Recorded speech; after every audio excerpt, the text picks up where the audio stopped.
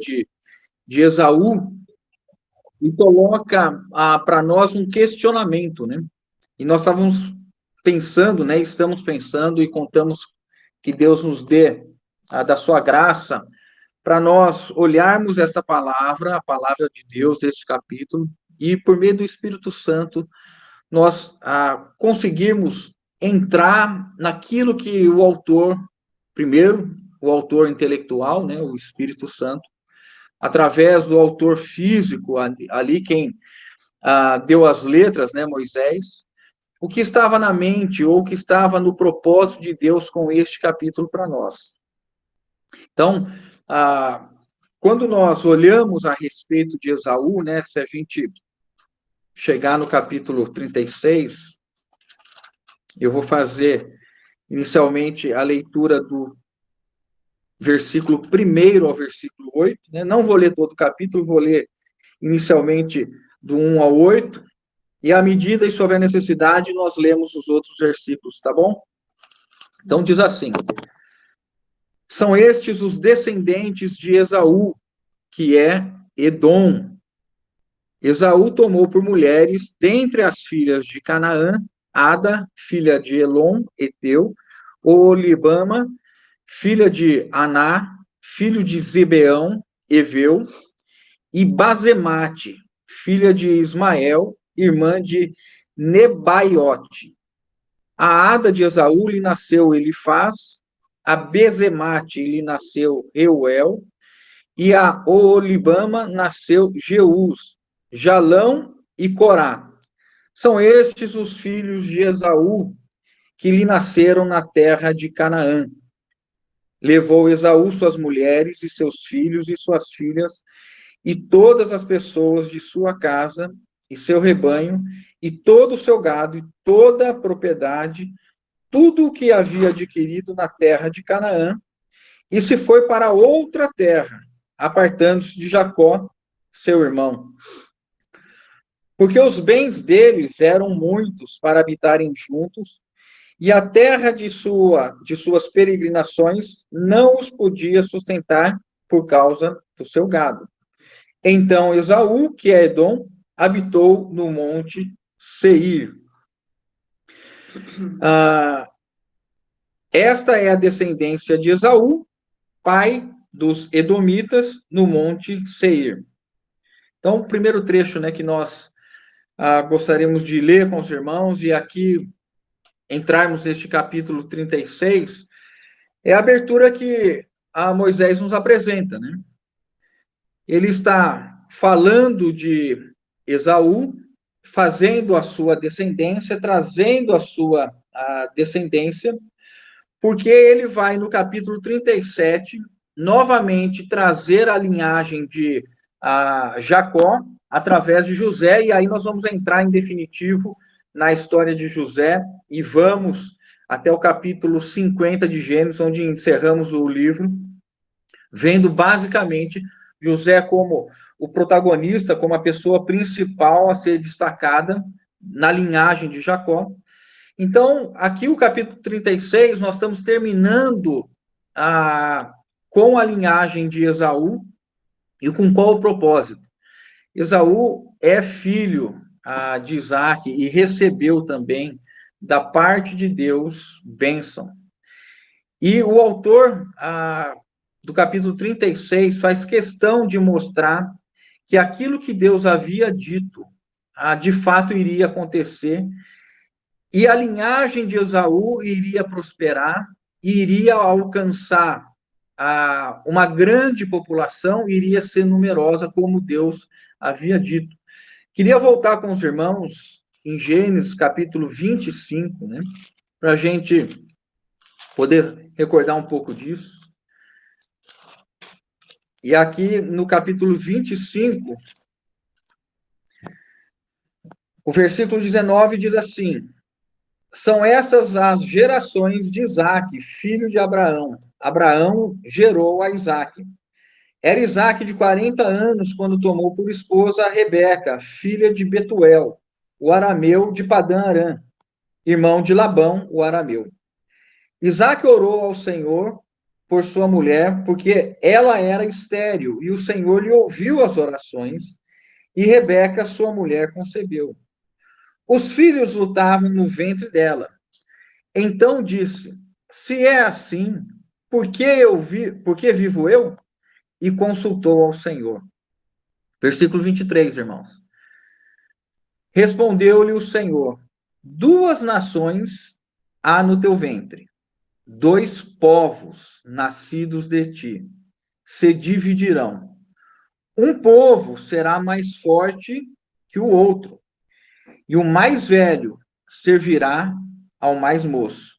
Vou ler de novo o 23, tá bom? Respondeu-lhe o Senhor: Duas nações há no teu ventre, dois povos nascidos de ti se dividirão. Um povo será mais forte que o outro, e o mais velho servirá ao mais moço. Cumpridos os dias para que desse à luz, eis que se achavam gêmeos no seu ventre. Saiu o primeiro, ruivo, todo revestido de pelo, e por isso lhe chamaram Esaú. Depois nasceu o irmão, segurava com a mão o calcanhar de Esaú. Por isso lhe chamaram Jacó. Era Isaque de 60 anos, quando Rebeca lhes deu a luz. Então nós olhamos Moisés cuidando, irmãos, de mostrar que as promessas de Deus, elas se cumprem no seu tempo e da maneira que Deus faz. Quando nós olhamos aqui, então, o capítulo 36, nós vemos que Deus está cuidando de cumprir com a sua promessa, e o relato que nos é apresentado aqui começa a mostrar, então, Esaú tendo as suas mulheres, e daqui a pouquinho nós vamos falar disso, ao relato dos filhos, ao relato desses filhos que vão fazendo com que a família de Esaú vá crescendo, e esses filhos vão se organizando em tribos, né? A nossa versão fala aqui que eles eram príncipes, né? Mas, na verdade, a melhor tradução significa, se os irmãos olharem no versículo 15 de Gênesis 36, são esses os príncipes dos filhos de Esaú, são esses os chefes, né? Os comentaristas entendem que o sentido primeiro aqui é que os filhos foram crescendo e eles foram formando tribos, mais no sentido de organização, de administração, e havia então chefes sobre essas tribos. E depois nós encontramos no versículo 31, são estes os reis que reinaram na terra de Edom, antes que houvesse reis sobre os filhos de Israel. E este povo, né, ou essas tribos, esses chefes, deram base para que, ao longo das gerações, reis viessem a partir, ou no núcleo desta família, e assumissem a condição de uma estrutura já de monarquia, uma estrutura já de reinado, mostrando que o que Deus havia prometido de duas nações, dois povos, realmente se cumpriu. E ao longo da história, nós vamos pensar algumas coisas aqui hoje, mostrando que os edomitas, né, quando a Bíblia fala de edomitas, ela faz referência a Esaú. Por isso que nós vemos aqui no capítulo 36, Moisés fazendo questão de dizer, olha, Esaú é Edom, né? Versículo 1, novamente nós temos isso aqui, 36:1. São estes os descendentes de Esaú, que é Edom. Então, todas as vezes que nós lermos agora na Bíblia, nos capítulos seguintes, nos livros seguintes, ao longo da história de Israel, nós olharmos edomitas, nós devemos saber que os edomitas são estes que foram gerados a partir de Esaú, e se cumpre assim, então, a profecia feita aos filhos de Isaque e Rebeca, Esaú e Jacó, que esses dois que estavam no ventre de Rebeca, eles seriam dois povos, e eles seriam duas nações, e nós vamos ver que eles rivalizam ao longo de toda a história de Israel. Os edomitas estão como adversários deles, né? E por que, então, nós começamos a ver o propósito deste capítulo 36 estar presente aqui? Porque há duas linhagens, ou dois caminhos que nós podemos seguir em nossa vida.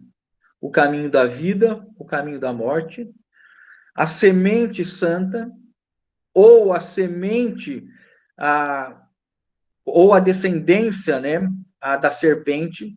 Quando nós olhamos um caminho que não é o caminho que Deus estabeleceu para ser vivido e seguido, nós podemos ver as consequências. Então, Esaú nos é mostrado não somente como um homem, como um indivíduo e suas características, mas nós vemos neste capítulo que este homem, com suas características, ele se tornou pai. E quando ele se torna pai, ele reproduz, ele transfere, ele traz consigo aquilo que ele conseguiu viver, e nós temos então uma reprodução nesta cadeia que seguiu a Esaú, e os edomitas então vão ao longo da história trazendo esses traços que Esaú apresentam para nós. Por isso, irmãos, que na vida cristã nós devemos sempre tomar o caminho da aliança do Senhor. Fazemos parte deste povo, né? Nós fazemos parte deste povo da aliança. E nós não devemos nos afastar da aliança do Senhor por nada, porque quando nós nos afastamos da aliança do Senhor, nós tomamos o caminho de destruição. O caminho, ainda que haja bênção material, é o caminho distante de Deus, que vai trazer ruína, que vai trazer destruição. E o povo, essa nação edomita, vem nos mostrar isso. Nós vamos seguindo, então, vendo como isso aconteceu de uma maneira tão evidente, a Bíblia faz questão de mostrar este caminho, que não deve ser seguido por nós em nenhuma situação, deixarmos a aliança que Deus fez com Abraão, não é? O Espírito prometido, nós não devemos entristecer o Espírito, nós não devemos apagar o Espírito, pois isso traz um prejuízo espiritual muito grande para nós. Então, nós estamos nesse capítulo que está falando de Esaú. É importante, então, traçarmos algumas características de Esaú. Retornando ali em Gênesis 25, 34, diz assim, 25, 34, olha para os irmãos. Deu, pois, Jacó a Esaú pão e o cozinhado de lentilhas, e ele comeu e bebeu. Levantou-se e saiu. Assim desprezou Esaú o seu direito de primogenitura. Esaú começa sendo retratado pela Bíblia, irmãos, como este homem que nunca esteve próximo ou com interesse à aliança de Deus, à presença de Deus ou às promessas de Deus. Ele nunca demonstrou apreço à pessoa de Deus, ele nunca demonstrou apreço à palavra de Deus, à promessa de Deus. Ele é retratado como alguém que era extremamente passional, ele vivia paixões, ele era intenso em suas paixões, ele buscava realizar os seus desejos, tanto é que neste primeiro relato a respeito dele, ele volta de uma caça e ele diz assim que ele está morrendo, e se ele não comer naquele momento, ele vai morrer. E Jacó, sendo Jacó na sua essência, diz assim, olha, então me vende o direito de primogenitura. Irmão, se nós compararmos o que estava sendo colocado aqui, é evidente que Esaú não morreria estando no acampamento, na sua casa, diante do seu pai e de sua mãe, com a comida. Se ele não comesse ali aquele prato de lentilhas, né? Se ele não comesse aquele cozinhado, e aqui também tem uma curiosidade, né? Porque esse cozinhado é vermelho, e alguns comentaristas bíblicos dizem que também há atribuição de Esaú, que o nome Esaú significa peludo, né?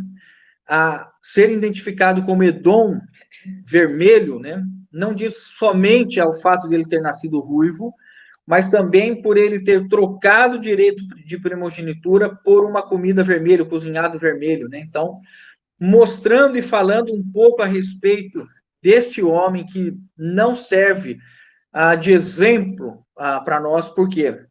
Porque ele nunca valorizou as coisas de Deus. E a primeira reflexão que nós precisamos fazer: nós estamos seguindo o Senhor já há tantos anos, e nós precisamos nos perguntar se nós continuamos cada dia valorizando mais e mais a presença de Deus, as promessas de Deus, o Espírito Santo de Deus, que são, né, os elementos da aliança que se fez chegar até nós, né?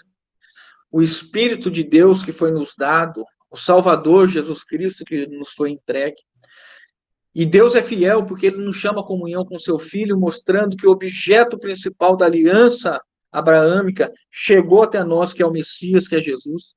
E nós podemos hoje valorizar isso a ponto de considerarmos, como o salmista diz, quem mais tenho eu no céu, ou quem me compraz na terra. Nós, assim, devemos ter um coração que se compraz plenamente em Jesus. E Esaú é o exemplo negativo de alguém que nunca valorizou, nunca demonstrou qualquer interesse por Deus, pela sua palavra e sua promessa. Né?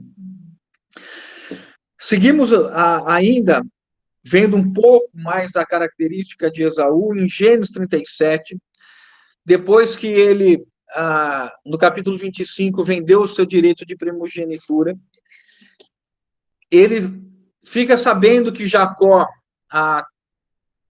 foi diante do seu pai. Na verdade, ele fica sabendo porque seu pai diz isso, né? Naquele momento em que Isaac já está com a vista praticamente sem enxergar, praticamente cego, e ele pede para Esaú: olha, me caça, faz aquele prato que você faz muito bem. Esaú sai para fazer a caça, e nesse momento Rebeca chama Jacó. Nós temos aquela situação que ela coloca uma pele de animal, porque Esaú era peludo, e para enganar Isaac, veste ele com esta pele. Rebeca prepara o cozinhado e ele chega diante de Israel, de Isaac, e aí ele toma e recebe a promessa que seria destinada ao primogênito. Jacó recebe a bênção de Isaac, e quando Esaú chega diante de Isaac para receber a bênção, já não há mais bênção alguma. E eu vou ler para os irmãos em Gênesis 27, se os irmãos quiserem me acompanhar, quando ele se dá conta do que aconteceu, quando ele se dá conta de que ele efetivamente tinha perdido, então, a bênção de Isaac, a bênção do seu pai, ele no versículo 38, nós estamos em Gênesis 37, no versículo 38, diz assim: diz Esaú a seu pai: acaso tens uma única bênção, meu pai? Abençoa-me também a mim, meu pai. E levantando Esaú a voz, chorou. Então lhe respondeu Isaque, seu pai: longe dos lugares férteis da terra terá a tua habitação, e sem orvalho que cai do alto. Viverás da tua espada, e servirás a teu irmão. Quando, porém, te libertares, sacudirás o teu jugo da tua cerviz. Agora, irmãos, nós olhamos aqui, vendo um homem que fora enganado por Jacó, mas por conta da sua atitude de nunca ter se interessado por atender a Deus, por nunca ter se preocupado em conhecer o Deus de seus pais, de Isaac e de Rebeca. Nós não estamos aqui isentando Rebeca e Isaac da falha, que é visível que houve falha na criação dos filhos, né? Jacó mesmo tem uma dificuldade muito grande para se relacionar com Deus. Nós vimos a dificuldade de Jacó em orar. Somente no capítulo 32, Jacó vai fazer uma oração e Deus como Deus vai atrás de Jacó, como Deus busca Jacó, como Deus faz com que Jacó seja trabalhado para que ele passe a ser um homem que conheça a Deus e que reconheça a Deus nos seus caminhos. Mas nós estamos falando deste que Moisés está mostrando para nós, que ele recebeu uma bênção terrena, temporal, a sua descendência de fato se multiplicou, ele se tornou pai, mas quando ele se torna pai, ele não tem nada de espiritual a dar aos seus filhos. Nós temos a falta de um legado. Irmãos, nós já temos nos preocupado qual é o legado espiritual que nós temos deixado aos da nossa casa? Qual é o bem maior que nós, como pais, como avós, que nós temos deixado ou encaminhado aos nossos filhos e netos? Né?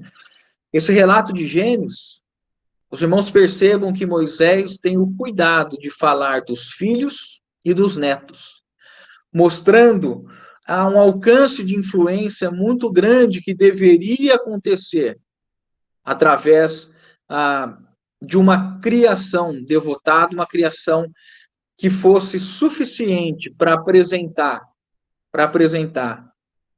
Deus para Esaú, e isso não acontece. E, consequentemente, Esaú também não reproduz isso nas gerações seguintes. E nós vemos, então, a maneira que nós vamos tendo o relato de conflito em toda a Bíblia dessas duas linhas, dessas duas descendências. Agora, para nós concluirmos o aspecto individual de Esaú e depois olharmos o aspecto coletivo que foi reproduzido nos Edomitas. Hebreus 12, 16 e 17. Seria bom se os irmãos puderem acompanhar. Hebreus 12, 16 a 17. Eu vou ler, então, Hebreus 12, 16 e 17. Nem haja algum impuro ou profano, como foi Esaú, o qual, por um repasto, vendeu o seu direito de primogenitura. Pois sabeis também que, posteriormente, querendo herdar a bênção, foi rejeitado, pois não achou lugar de arrependimento, embora com lágrimas o tivesse buscado. O autor de Hebreus, né, o primeiro autor intelectual, o Espírito Santo, e na verdade nós olhamos para esse texto sabendo que o Espírito Santo não permitiu que fosse autografado, né, por uma pessoa, então existe algumas possibilidades, mas o fato é que nós temos o Espírito Santo olhando para Esaú e dizendo: Esaú foi impuro e profano. Essas duas palavras, irmãos, elas são duas advertências gritantes, são duas luzes vermelhas gritantes para nós, os filhos da promessa, nós que estamos vivendo a aliança de Abraão. Há duas advertências aqui muito, muito grandes. A primeira delas, a palavra impuro, na língua original, no hebraico, é pornós, né, da onde vem pornografia, que tem a ideia de relacionamento sexual ilícito, de prostituição, dizendo que Esaú foi este que se prostituiu, que teve relações sexuais ilícitas, porque não tomou como esposa da casa de seu pai, Isaque, mas ele tomou as mulheres da terra, as cananitas, e isso fez com que ele trouxesse mistura. Aqui nós temos uma advertência que tem um aspecto espiritual e uma aplicação para nós muito grande, eu vou falar na sequência, que diz respeito ao casamento.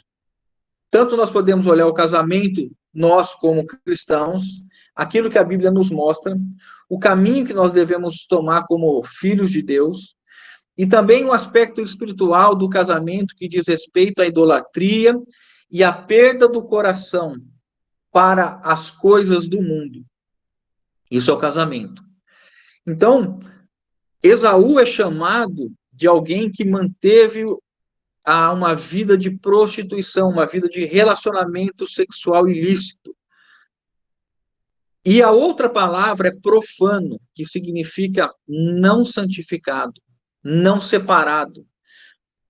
E, ao contrário disso, é alguém que está acessível, alguém que vive em um lugar público, alguém comum. Esaú foi chamado de profano, alguém não santificado, alguém não separado para viver para Deus. Qual é a nossa natureza, irmãos? Nós não somos santos? Nós não somos aqueles que foram chamados à santificação? Aqueles que foram colocados em Cristo Jesus, que foram tirados do império das trevas e fomos colocados no reino do Filho do seu amor, e fomos colocados em Cristo Jesus para sermos santificados pelo Espírito. O que é, então, ser alguém profano? É alguém que não tem uma vida santificada. É alguém que vive comumente, como as pessoas vivem, distantes de Deus. É alguém que é acessível. Esaú foi acessível porque os chefes, os príncipes, os reis, os povos fizeram alianças com Esaú, e ele então foi incorporando as práticas, os costumes. Ele não era alguém que estava cercado e restringido à santidade do Deus de Abraão, que disse: Abraão, anda na minha presença e sedes perfeito, porque Deus é santo. Anda na minha presença e sede santo. O que Deus fala para Pedro, que nós somos uma nação santa, um povo de propriedade exclusiva. Se nós estamos num lugar público, se nós vivemos de um modo acessível, o maligno tem acesso a nós, o mundo tem acesso a nós. A prostituição nesse sentido, né, de relacionamentos que tomam nosso coração, a idolatria, nós não temos restrição. Nós não vivemos guardados pelo Espírito Santo. E aí nós vamos experimentando degradação espiritual. E no final, como diz aqui a respeito de Esaú, ele foi alguém que o Espírito Santo coloca como oposição à primogenitura, aquilo que há de mais valoroso, que é Cristo Jesus, o primogênito de toda a criação. Cristo Jesus, que foi feito cabeça, que recebeu o lugar de primazia, que recebeu o lugar de destaque, ele foi entregue aos seus, e nós podemos, por um repasto, pelas coisas deste mundo, pelas coisas que têm uma duração pequena, por uma pequena alegria, nós podemos trocar a comunhão plena e absoluta, a alegria de viver na comunhão do Espírito Santo. Por isso que, em Hebreus 12, nós temos essas palavras duríssimas, duríssimas, a respeito de Esaú, porque ele vendeu o seu direito de primogenitura. E nós já estudamos isso e lembramos o valor que é dado quando é dito em Hebreus mesmo, a respeito da igreja dos primogênitos, ou seja, aqueles que estão vivendo a primogenitura em Cristo Jesus no ápice, ou seja, nós recebemos Cristo como aquele que foi dado para a humanidade em primazia, aquele que foi exaltado, glorificado e que foi entregue aos homens como este rei, este supremo pastor, como este que foi dado como Salvador, Redentor, e nós nos entregamos inteiramente a Ele. E nós podemos dizer, não há quem me compraz na terra. Né? Como a Sulamita diz, né, o meu amado, ele é destacável, né? Ele é visto entre mais, como que é? A Aline está aqui falando. Mais distinguido entre 10. Ele é o que se distingue entre a multidão. Então, o nosso olhar hoje, irmãos, está para Jesus. Mas nós podemos vender.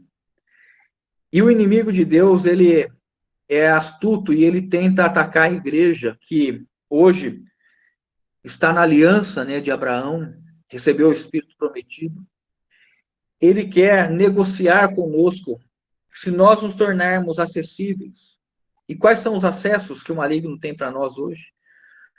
Quando nós não separamos aquilo que é santo e profano, aquilo que agrada a Deus, aquilo que não ofende a palavra de Deus, quando nós colocamos diante dos nossos olhos coisas impuras, quando nós abrimos a tela e olhamos coisas que nos afastam de Deus, quando nós cantamos coisas que ofendem a Deus, a sua santidade, o seu desejo, quando nós nos relacionamos com pessoas que são profanas e nós não nos colocamos como aqueles que assumem a santidade do nosso Senhor. Queria ler com os irmãos Salmo 1,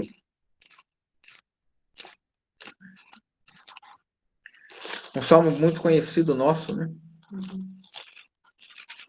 Salmo 1 diz assim, Salmo 1, versículo 1, bem-aventurado o homem que não anda no conselho dos ímpios, não se detém no caminho dos pecadores, nem se assenta na roda dos escarnecedores. Antes o seu prazer está na lei do Senhor, e na sua lei medita de dia e de noite. Vou repetir para os irmãos. Bem-aventurado o homem que não anda no conselho dos ímpios, que não se detém no caminho dos pecadores, e não se assenta na roda dos escarnecedores. Vejam como o processo da queda, ele é gradativo. Primeiro, tem um conselho de um ímpio. Um filho de Deus se aconselhar com um ímpio. Quem é o nosso conselheiro? O que diz Isaías? Que um filho se nos deu, seu nome será maravilhoso, príncipe da paz, conselheiro. Conselheiro. Quem é o nosso conselheiro, senão o Senhor? Quem são os conselheiros utilizados por Deus? Senão os membros do corpo de Cristo, como diz o apóstolo Paulo, aconselhai-vos mutuamente. Então, qual é o problema? Quando nós nos aproximamos dos ímpios, nós começamos a ouvir o que eles falam, seja pela televisão, pela internet, pelos programas, pelas músicas. O conselho não é algo que alguém diz somente para você, faça isso, faça aquilo. É o que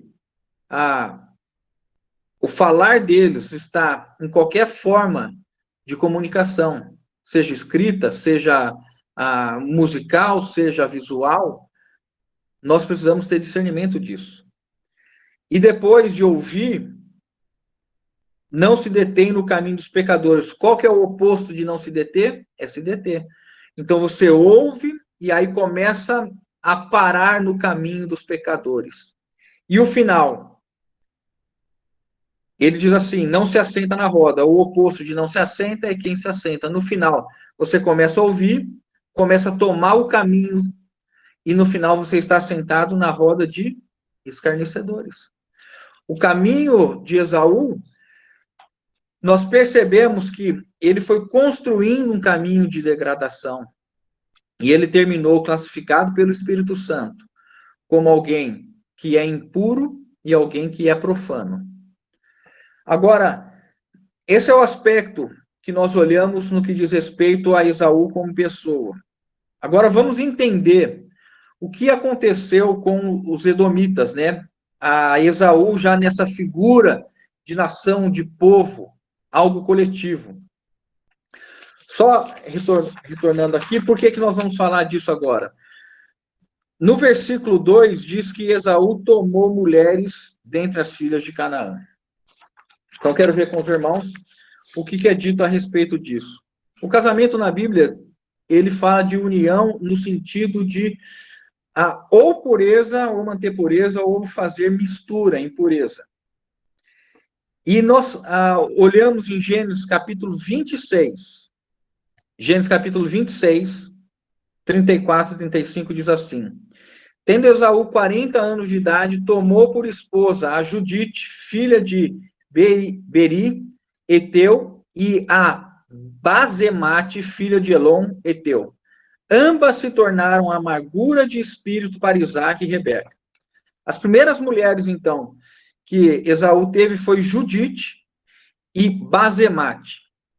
Elas eram também da terra, não eram da descendência de Abraão, não eram da descendência de Isaac nem de Rebeca, e, portanto, o que aconteceu? Elas eram da terra, eram cananitas, aqui fala, né, Eteu, e elas se tornaram amargura de espírito para Isaac e para Rebeca. Ou seja, Esaú começou a trazer mistura no que viria a ser os edomitas. Ele mistura, então, a linhagem de Isaac e traz, então, os cananeus, né, a linhagem cananita, e ele se une, primeiramente, com essas duas mulheres. E elas produzem amargura de espírito para Isaac e Rebeca. E isso trouxe um aborrecimento tão grande para Isaac e para Rebeca, tão grande, irmãos, que a amargura tomou conta deles por causa do casamento de Esaú com essas mulheres. Aí nós vemos em Gênesis 28, 9, o próximo casamento de Esaú. Foi Esaú à casa de Ismael, e além das mulheres que já possuía, Judite e Basemate, tomou por mulher a Maalate, filha de Ismael, filho de Abraão, e irmã de Nebaiote. Isso está em Gênesis 28, 9. Então, quando Esaú viu que Jacó foi encaminhado por Isaac e Rebeca para irem a Padã Aram, casar com os descendentes, né, os parentes de Rebeca, e, consequentemente, parentes de Abraão, através desta linhagem, ele entendeu, então, que ele poderia ofender mais os seus pais quando ele tomasse mais uma mulher, agora, da linhagem de Ismael. Ismael, irmãos, não foi a linhagem que Deus traria bênção. Não é a linhagem messiânica. A linhagem messiânica estava sobre Isaac, e a Esaú vai, então, buscar na linhagem do seu tio, que tinha sido rejeitado. Ele vai mais uma vez e ofende a Isaac e Rebeca. E aí nós começamos o capítulo 36, dizendo que além dessas, ou aqui existe, talvez, os que os comentaristas colocam, né, uma possibilidade de ter uma mudança de nome, serem as mesmas, ou ele já não estava mais casado com estas, ou elas já haviam morrido, mas o que nós temos novamente no capítulo 36, a menção por Moisés, dizendo claramente, vou ler para os irmãos, versículo 2, Esaú tomou por mulheres dentre as filhas de Canaã, se referindo aqui que ele está misturando, ele está trazendo, então, a maldição. E aí, eu queria ler com os irmãos, e aqui nós vamos vendo como Deus preza pela pureza, e como Deus preza pela minha e pela sua pureza espiritual, irmãos. Deuteronômio 7, diz assim. Claro, né? Deuteronômio, nós já estamos dando um pulo lá na frente, nós estamos com Moisés, nós já temos, então, aqui, só para a gente se situar na história, né? Nesse momento que nós estamos no capítulo 36, nós estamos com Esaú, né? Nós vamos entrar no capítulo 37, Jacó tem os seus filhos, nós já vimos o nascimento de todos os seus filhos. Vem José, né, filho de Jacó, e aí nós temos toda aquela situação de fome, aquela situação de José sendo vendido, José vai para o Egito, aí vem a fome,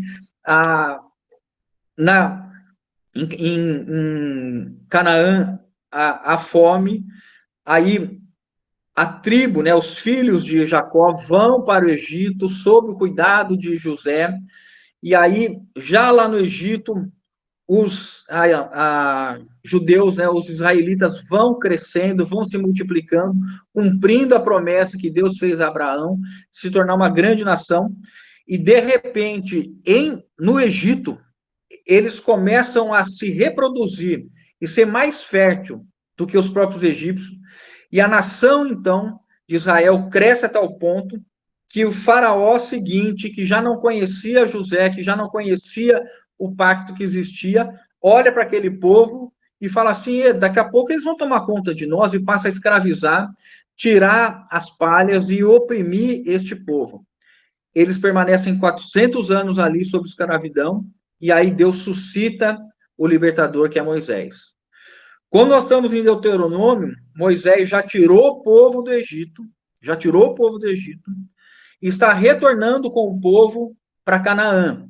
E aqui Deus aparece para Moisés e vai estabelecer o que já estava no coração de Deus. E nós entendemos para os nossos dias o que Deus está falando conosco. Deuteronômio 7, 1 a 7 diz assim: quando o Senhor teu Deus te introduzir na terra, a qual passas a possuir, e tiver lançado muitas nações diante de ti, olha aqui, os heteus, novamente, né? E os girgazeus, e os amorreus, e os cananeus, e os ferezeus, e os heveus, e os jebuseus, 7 nações mais numerosas e mais poderosas do que tu, que estavam aonde? Em Canaã. E o Senhor teu Deus as tiver dado diante de ti para as ferir, totalmente as destruirá, não farás com elas, olha aqui, irmãos, aliança, nem terás piedade delas. Nem, versículo 3, nem contrariarás matrimônio com os filhos dessas nações. Não darás tuas filhas a seus filhos, nem tomarás suas filhas para os seus filhos, pois elas fariam desviar teus filhos de mim, para que servissem a outros deuses. E a ira do Senhor se acenderia contra vós outros, e depressa vos destruiria. Vejam, irmãos, por isso que nós entendemos Hebreus 12, quando Esaú é chamado de impuro e profano, porque ele permite que haja uma mistura, uma mescla, uma impureza sendo semeada, e isso suscita a ira de Deus. E quando Paulo fala que ele tem zelado por nós com o zelo de Deus, como uma noiva pura, uma virgem pura, adornada a seu esposo, que é Cristo, nós podemos entender, porque a palavra de Deus diz que Deus, ele tem ciúmes de nós. E o zelo de Deus é fogo consumidor. Que nós possamos ser tomados de um grande senso de reverência ao amor de Deus por nós. Deus nos quer como essa noiva pura, adornada a Ele, uma noiva entregue a Jesus. Que o nosso caminho seja um caminho de santidade, que nós não estejamos nos lugares públicos. Os irmãos entenderam isso, né? Que nós não sejamos esses que são acessíveis. As coisas são fáceis de chegar a nós, sobem fácil ao nosso coração, porque nós não colocamos a palavra de Deus como barreira, nós não colocamos as promessas de Deus como esperança, como motivador, nós não colocamos a santidade de Deus como alvo, como algo a agradar a Deus, nós não nos importamos em desagradar o Espírito Santo, de apagar o Espírito Santo. Deus está dizendo assim: se você se unir a esses povos, você vai se contaminar. Eles farão com que vocês passem a adorar Deus falsos. Não é isso que o salmista diz, que Davi diz: não se assente, não ouça conselho, não pare no caminho. A palavra de Deus é cheia de exortação para o povo da aliança. O povo da aliança é o que anda debaixo da bênção de Deus, que anda debaixo desse ciúme amoroso, caloroso de Deus, desse cuidado de Deus. 2 Coríntios 11, 2, né, o versículo que eu falei: porque zelo por vós com o zelo de Deus, visto que vos tenho preparado para vos apresentar como virgem pura a um só esposo, que é Cristo. Esaú foi profano, né? Teve relações sexuais ilícitas, e nós entendemos espiritualmente que a igreja de Deus, ela é casta. A igreja de Deus, ela se mantém imaculada, pura ao nosso Senhor. Irmãos, e todas as vezes que nós nos contaminamos com pecado, com impurezas na nossa vida individual, quando nós nos distanciamos de Deus, nós temos o sangue de Cristo Jesus, que foi derramado por nós, para nos purificar de todo pecado.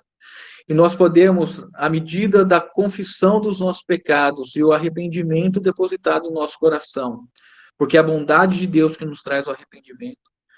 Quando nós confessamos a Deus E o pecado é, sim, o desprezo ao amor de Deus.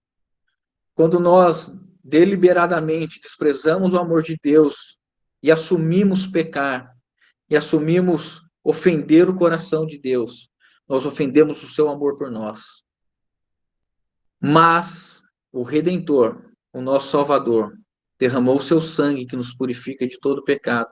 E quando nós confessamos os nossos pecados, nós imediatamente somos ligados a esse amor, nós restauramos a nossa esfera de comunhão. Por isso que Paulo diz assim: zelo por vós com o zelo de Deus, visto que vos tenho preparado para vos apresentar como virgem.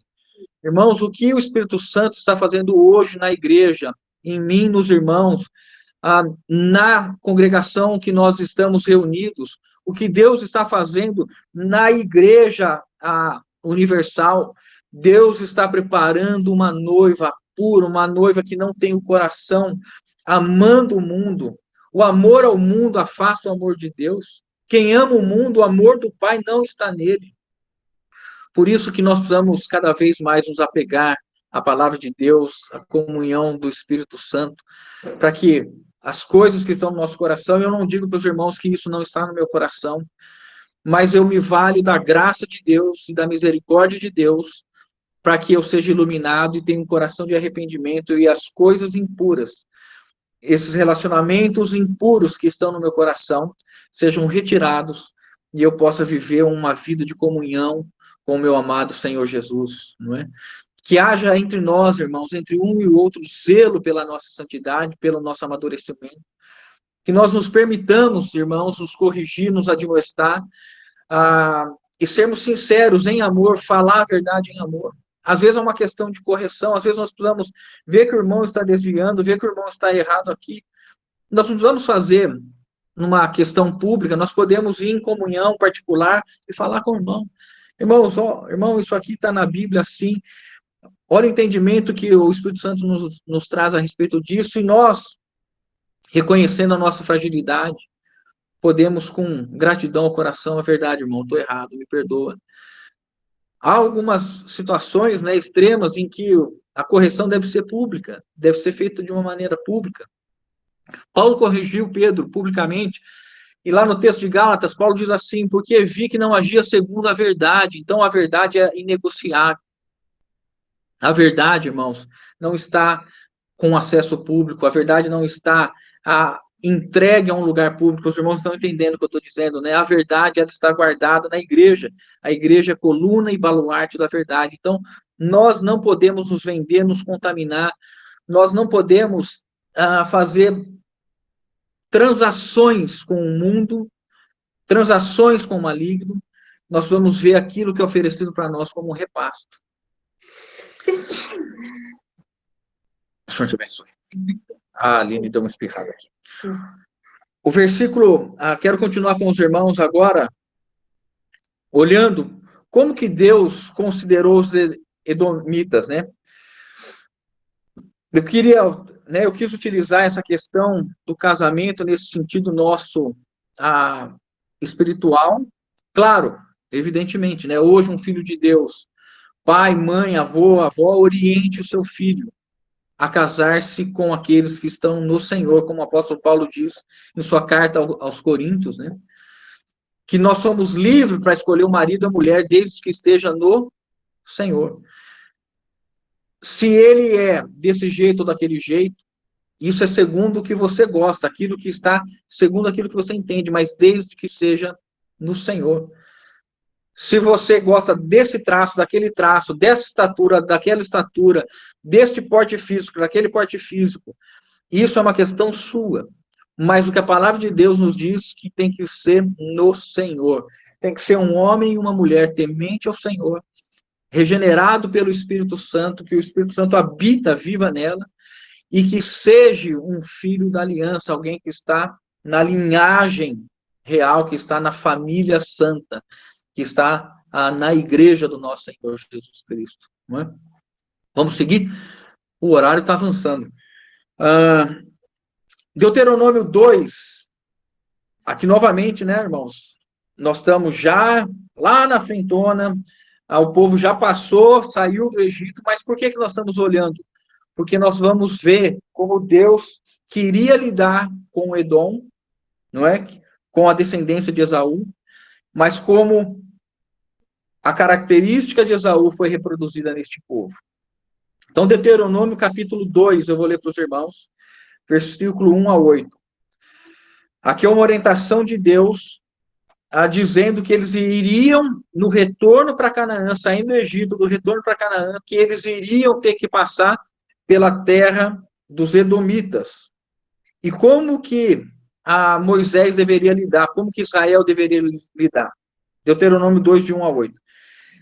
Depois viramos-nos e seguimos para o deserto, caminho do Mar Vermelho, como o Senhor me dissera. Deuteronômio 2, eu li o versículo 1, vou continuar lendo. E muitos dias rodeamos a montanha de Seir, onde os Edomitas, onde Esaú, quando ele se separa aqui de Jacó, ele foi para Seir. Seir é uma região montanhosa, irmãos, muito alta, existem montanhas ali de 1.800 metros, e é uma região que naturalmente servia como a proteção pela sua geografia, e quem estava em cima poderia tanto fazer emboscadas, poderia olhar o que estava acontecendo embaixo, e há ali, né, a geografia mostra que há muitos labirintos, e isso tudo era uma região, isso favorecia uma questão estratégica, não é? Então, quando Esaú deixa, como nós lemos no início, quando Esaú deixa Jacó, o que acontece? Ele vai para Seir, que é essa região que nós estamos aqui, essa região montanhosa, e nesse ambiente, Esaú se desenvolve. Inicialmente havia um povo chamado Oreus que estavam ali. O relacionamento com eles começa bem, eles fazem essa miscigenação, essa mistura, eles assim entregam filhos e filhas e começa essa mistura, mas depois nós vamos ler aqui, os edomitas, eles dominam sobre os Oreus e aí se tornam donos dessa região e prevalecem num estado constante de guerra, de luta contra Israel. Retomando aqui Deuteronômio 2, versículo 2. Tendo já rodeado bastante essa montanha, virai-vos para o norte. Ordena ao povo, dizendo, passareis pelos limites de vossos irmãos, os filhos de Esaú, que habitam em Seir, e eles terão medo de vós. Portanto, guardai-vos. Não vos entremetais, essa palavra significa, não entreis em guerra, não façais contendas, não vos entremetais com eles, porque vós não dareis da sua terra, nem ainda a pisada da planta de um pé, pois a Esaú dei por possessão a montanha de Seir. Então Deus queria inicialmente manter uma situação em que não houvesse litígio. Mas olha o que acontece, irmãos. Quando Moisés, né, quando os israelitas tentam passar pela terra, nós vamos ver o que acontece. Números capítulo 20, versículo 14 a 21. Números 20, 14 a 21. Diz assim: enviou Moisés de Cádiz mensageiros ao rei de Edom. Mensageiros ao rei de Edom. A dizer-lhe, assim diz teu irmão Israel, bem sabes todo o trabalho que nos tem sobrevindo, como nossos pais desceram ao Egito, e nós no Egito habitamos muito tempo, e como os egípcios nos maltrataram, e a nós e a nossos pais. E clamamos ao Senhor, e ele ouviu a voz, e mandou o anjo, e nos tirou do Egito. E eis que estamos em Cádiz, cidade nos confins dos teus pais, de teu país. Deixa-nos passar pela terra, não o faremos pelo campo, nem pelas vinhas, nem beberemos a água dos poços. Iremos pela estrada real. Não nos desviaremos para a direita nem para a esquerda, até que passemos pelo teu país.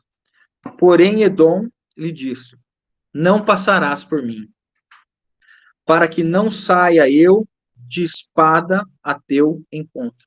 Os irmãos se lembram que Deus havia dito já para Rebeca, perdão, Isaac havia dito para Esaú que ele viveria de espada, e aqui a sua descendência menciona exatamente usar a espada contra Israel. Não passarás por mim para que não saia eu de espada ao teu encontro. Então os filhos de Israel lhe disseram: subiremos pelo caminho trilhado. E se eu, Moisés falando, né, e o meu gado bebermos das tuas águas, pagarei o preço delas. Outra coisa não desejo senão passar a pé. Porém ele disse: não passarás. E saiu-lhe Edom ao encontro, com muita gente e com mão forte. Assim recusou-se Edom deixar para Israel, passar Israel pelo seu país, pelo que Israel se desviou dele. Agora, irmãos, rapidamente, o capítulo 36 de Gênesis que nós estamos vendo, o versículo 12, mostra um dos descendentes de Esaú. Diz assim: Timna era concubina de Elifaz, filho de Esaú. Timna era concubina de Elifaz, filho de Esaú. E teve de Elifaz Amaleque. Amaleque, então, é neto de Esaú. São estes os filhos de Ada, mulher de Esaú. Agora vejam, irmãos, em Êxodo capítulo 17, versículo 8 a 9. Então, na sequência histórica, quando Moisés chega para entrar na terra de Canaã, ele não pode entrar, nós já sabemos o porquê. Josué é levantado para entrar e possuir a terra, e Josué começa a fazer as suas lutas contra as 7 nações. E uma dessas nações é liderada por Amaleque. Então, Amaleque é um edomita. Êxodo 17, 8 e 9 diz assim: Então veio Amaleque e pelejou contra Israel em Refidim. Com isso ordenou Moisés a Josué: escolhemos-nos homens e saí a peleja contra Amaleque. Amanhã estarei eu no cimo do outeiro, e o bordão de Deus estará na minha mão. Então nós já vemos o neto de Esaú guerreando contra Israel, contra os filhos de Israel. Agora veja a oposição e a guerra já lá na frente. Nós já vamos dar um pulo grande, vamos para Davi. Vamos chegar então ao rei Davi, passando por toda a história de Israel, pelos juízes, até nós chegarmos aos reis e termos então agora Davi. O que vai acontecer? Em 1 Crônicas, capítulo 18, versículo 12 e 13. 1 Crônicas 18, 12 e 13. Também Abissai, filho de Jerua, feriu a 18.000 edomitas no Vale do Sal, e pôs guarnições de Edom. Abissai aqui está, então, a serviço de Davi. Ele luta contra os edomitas, conquista a terra de Seir, conquista as montanhas de Seir, e ele estabelece guarnições. Ele sitia, então, e escraviza e passa a cobrar dos edomitas que paguem a eles impostos ou algo assim. Olha como termina dizendo: e os edomitas ficaram por servos de Davi, e o Senhor dava vitórias a Davi por onde quer que ia. Olha o que Davi diz no Salmo 137, 7. Diz assim: contra os filhos de Edom, lembra-te, Senhor. Davi ora contra os edomitas. Contra os filhos de Edom, lembra-te, Senhor, do dia de Jerusalém, pois diziam: arrasai, arrasai-a até os fundamentos. Davi está fazendo uma menção no Salmo 137, 7, de uma passagem em que Jerusalém foi atacada e os edomitas, e aqui há uma questão dos comentaristas, se foi com os filisteus e os árabes que eles se uniram, ou com os babilônicos.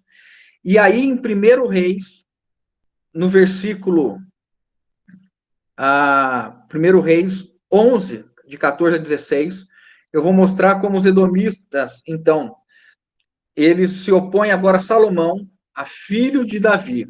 Nós estamos fazendo rapidamente aqui, estou pensando para os irmãos terem uma ideia da seriedade, de que qual a seriedade em não estar na aliança prometida, de não estar se valendo da descendência santa. Nós estamos vendo tudo isso aqui, porque Esaú se afastou e rejeitou o direito de primogenitura. 1 Reis 11, 14 a 16. Levantou o Senhor contra Salomão um adversário. Quem era esse adversário? Hadade, o Edomita. Este era da linhagem real de Edom. Porque estando Davi em Edom e tendo subido Joabe, comandante do exército, a sepultar os mortos, feriu todos os varões de Edom. Porque Joabe ficou ali 6 meses com todo Israel, até que eliminou todos os varões de Edom. Irmão, nós vamos concluindo, né? O livro de Obadias é escrito praticamente para dizer o que Deus diz a respeito dos edomitas. Eu vou ler poucos versículos para os irmãos. Diz assim, Obadias, visão de Obadias, estou lendo, como só tem um capítulo, o versículo 1 diz assim, assim diz o Senhor Deus a respeito de Edom. Temos ouvido as novas do Senhor, e às nações foi enviado um mensageiro que disse, levantai-vos e levantemo-nos contra Edom para a guerra.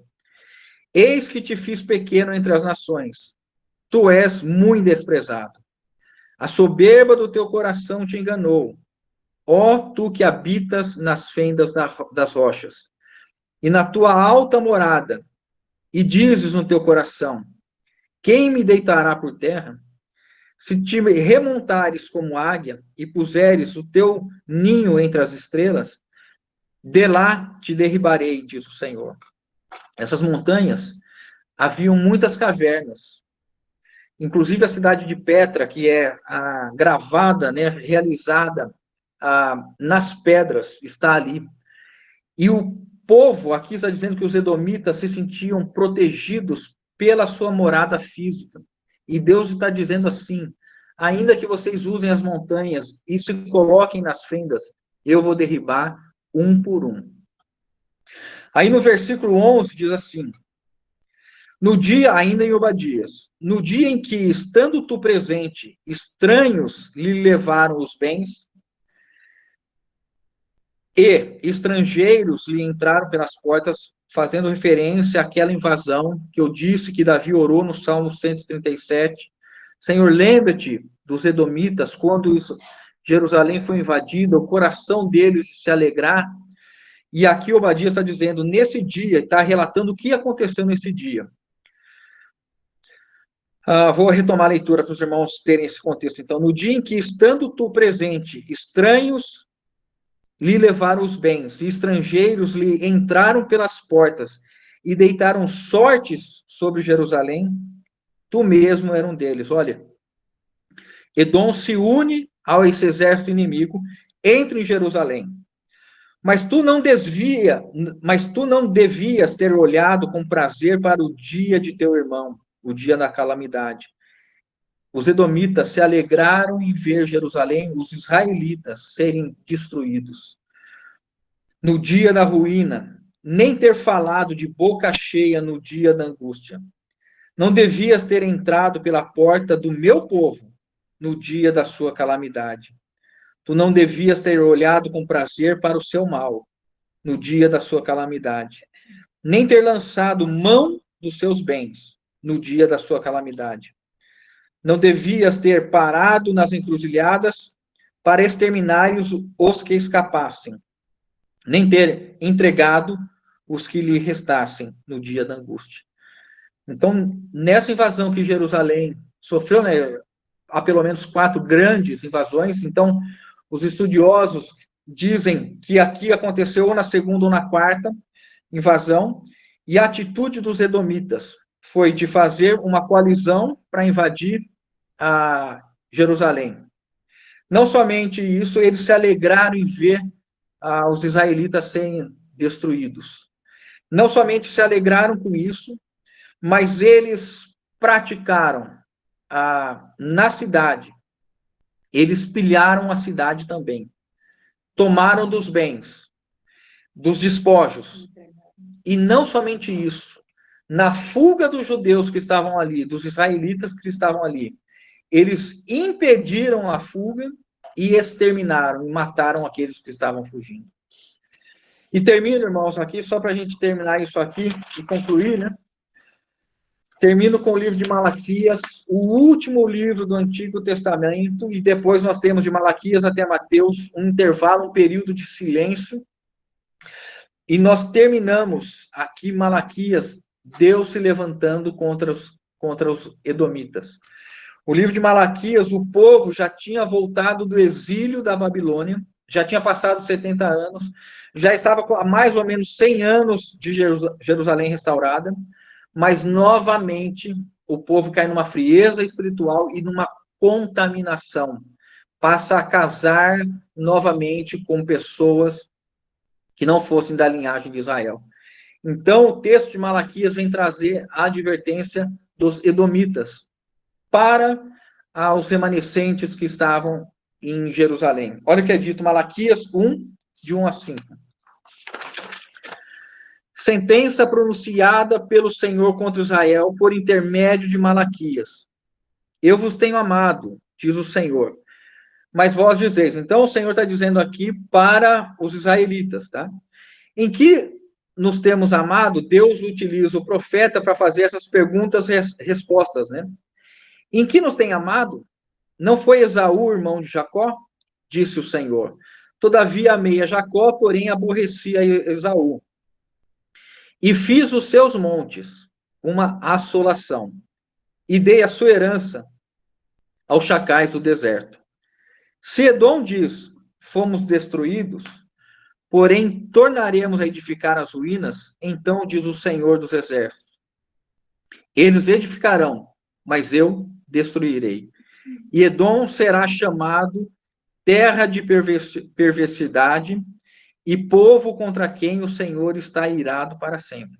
Veja, irmãos, Edom será chamado terra de perversidade e povo contra quem o Senhor está irado para sempre. Os vossos olhos o verão e vós direis, grande é o Senhor, também fora dos limites de Israel. Irmãos, percebamos aqui o que o Espírito Santo fez através de Moisés. Moisés, quando escreveu, né, o Pentateuco, os 5 primeiros livros, de Gênesis está dentro desse, né, e nós citamos Números, que faz parte, citamos Êxodo, que faz parte, citamos Deuteronômio, que faz parte, nós só não citamos Levítico. Então, Moisés, quando escreve a respeito de Gênesis, ele tem os seus primeiros leitores, os leitores imediatos. Quem são os leitores imediatos? São os israelitas que estão sendo retirados do Egito. Então, Moisés está trazendo ao conhecimento do povo a história, a sua história, e como eles tiveram um desvio, e 2 linhagens surgiram, e 2 caminhos são postos diante deles, eram postos diante deles, e como 2 caminhos são postos hoje diante de nós. O caminho da descendência santa, o caminho da santidade, o caminho da primogenitura, e o caminho de vender a primogenitura, o caminho de ser profano, o caminho de se afastar das promessas, não é? Olha que coisa terrível, irmãos. Por isso que há um êxtase nesse capítulo que eu queria colocar para os irmãos aqui, né? Esse capítulo ele mostra, né? E os irmãos leram, fala a respeito desta genealogia e termina assim, né? O 43 diz assim: o príncipe Magdiel e o príncipe Irã são esses os príncipes de Edom, segundo as suas habitações na terra de suas possessões. Este é Esaú, pai de Edom.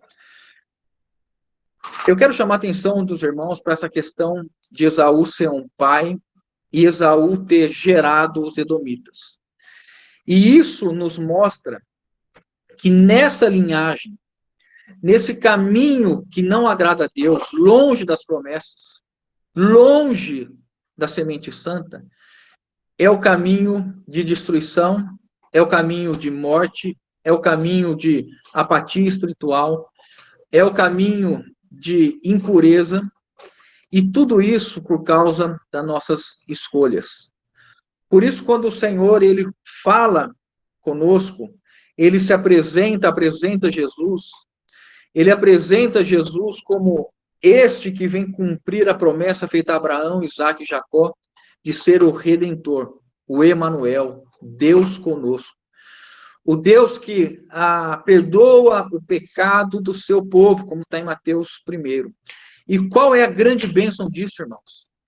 Porque hoje, vejam bem, irmãos, ainda que alguém seja da linhagem domita e que venha a crer em Jesus como Senhor e Salvador, ele está reconciliado e seus pecados estão perdoados. Irmãos, a obra de Jesus ela é tamanha, por isso que foi prometido a Abraão que todas as famílias da terra seriam abençoadas.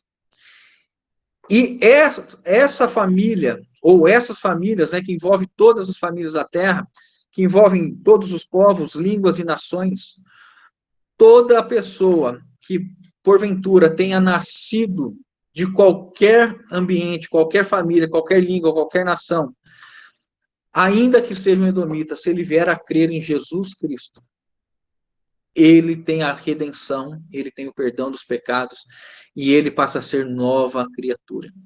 Queria concluir com os irmãos, para nós entendermos a grandiosidade desta obra que vem sendo trazida no livro de Gênesis, que é esta obra de redenção, quando nós olhamos para essa linhagem que guarda o Redentor, e por que nós exaltamos e exultamos no Salvador?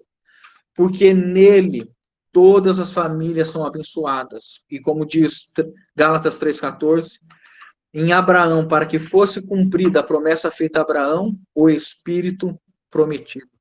Todo aquele que crê em Jesus recebe o Espírito prometido. Efésios 2,11 diz assim,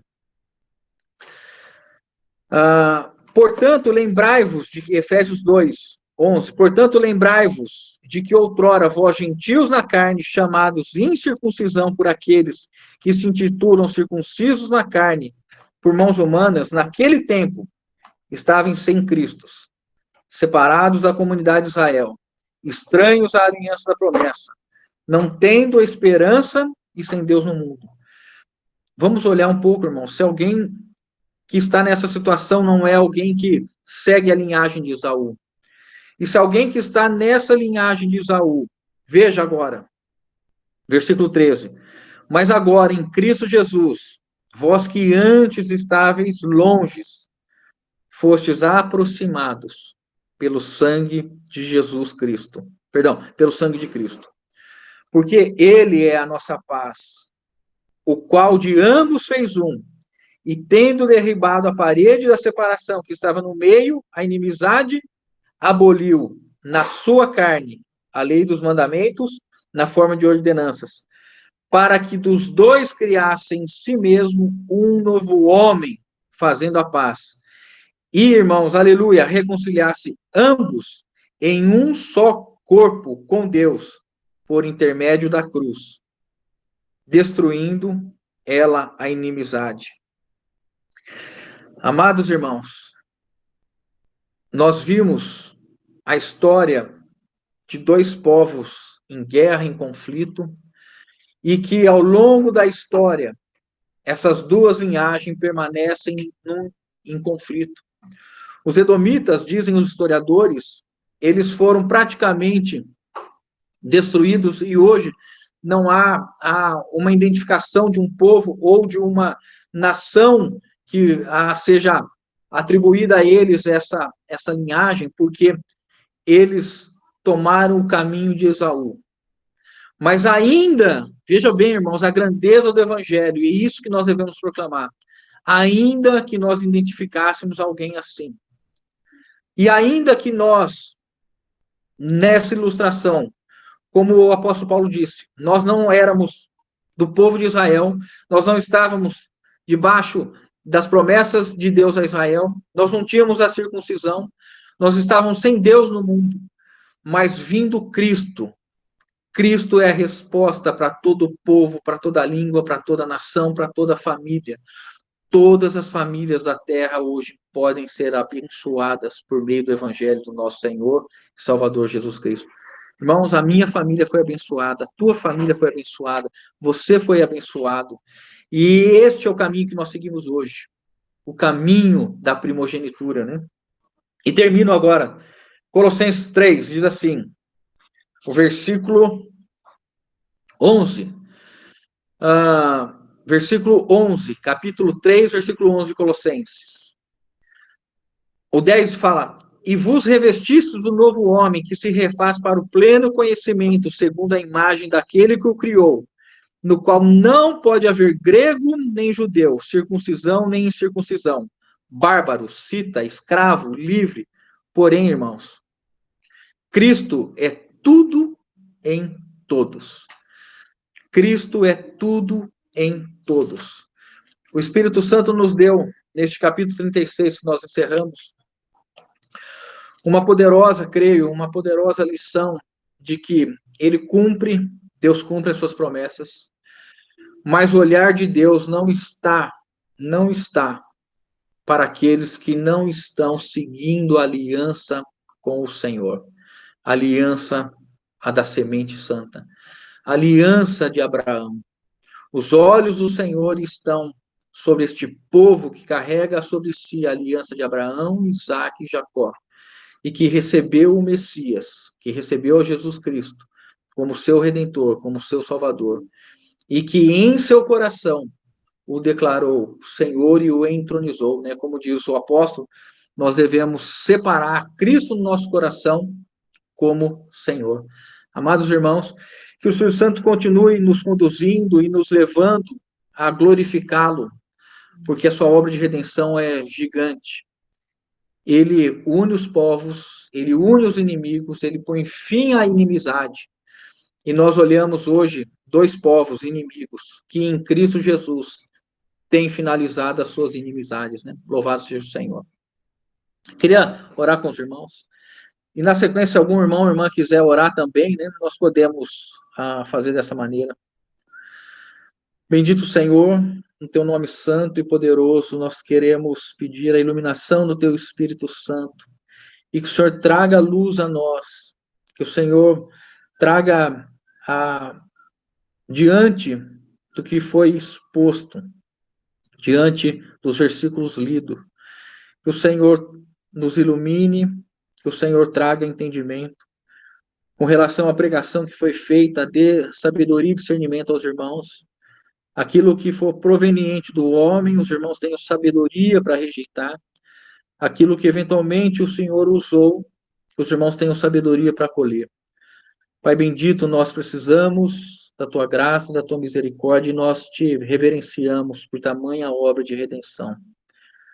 O Senhor reconciliou, o Senhor nos fez um consigo. Nós somos hoje o teu povo, o povo da herança, o povo da promessa, o povo da aliança, e nós queremos viver de modo digno do direito de primogenitura. Abençoa-nos, Pai, em nome de Jesus. Amém.